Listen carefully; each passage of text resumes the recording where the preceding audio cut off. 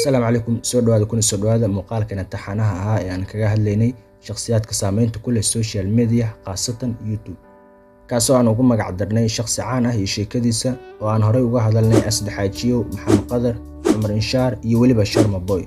haddaba muuqaalkan maanta waxaan kaga hadli doonaa Amiir Qurux waa mid kamid ah gabdhaha barta YouTube muuqaalo ku soo gudbiya farxadan idinka ka dambeeyay guys farxadida ma la koobi karo أتيادم سنتين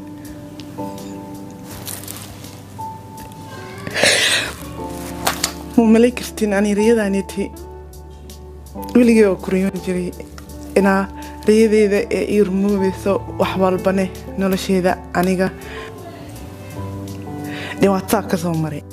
waliba sidoo kale waa mid kamid ah gabdhaha ugu saameynta badan Team 27 oo absuu gagabeeyeen macal aniga ku jiro ma jira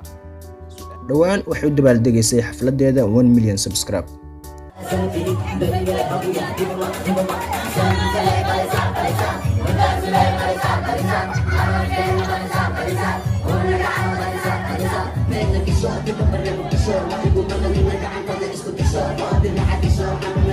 Team 27 waa teamka ugu saameynta badan dhammaan YouTuberska Soomaaliya teamkaasoo uu madax u yahay Asad Xaajiyo kaasoo ah number 1 Somali YouTubers isagoon haysta in ka badan 2 milyan subscribe baqma iska xirta daaraysan ma gacan ciyaar koryaas laga badiyaa haddaba bartan YouTube waxaan dhihi karaa waa platformka kaliya ay Soomaalida si fiican u fahmeen sababtoo ah sanad kasta waxaa soo baxa YouTubers kala duwan kuwaasoo sameeya muuqaalo kala duwan kuwa madadaalada ka hadla kuwa koorsiyo bixiya iyo kuwa buugaag ku soo gudbiya iyo waliba kuwa soo gudbiya reactionska pranksiyada iyo wixii la mid ah haddaba intaas oo dhan ma wada guuleystaan marka YouTube ay ku jiraan ku dhawaad sanad boqolkiiba waxaan dhihi karaa 30 ilaa 40 ayaa ku guuleysta in ay YouTube-koodii hore u sii wadaan marka YouTube ay ku jiraan ku dhawaad sanad oo noqda kuwa waxay soo gudbinayeen laga helay sidaasna taageero badan ku helay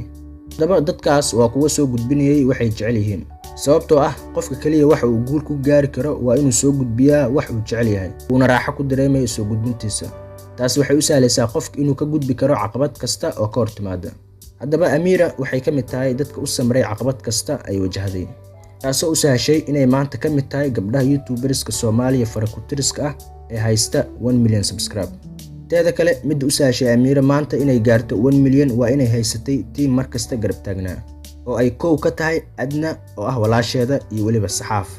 kuwaasoo ku garabsiiyay inay YouTuber noqoto iyo waliba teamka maanta inta badan ay muuqaalada isla sameeyaan Team 27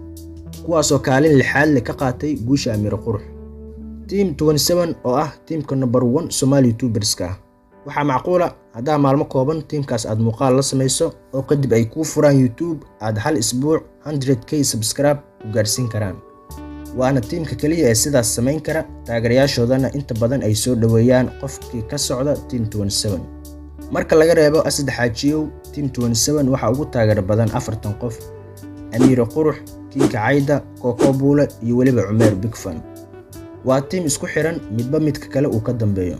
haddaba sheekada Team 27 waa sheeko aad u dheer kuma soo koobi karno muuqaal ka yar 10 daqiiqo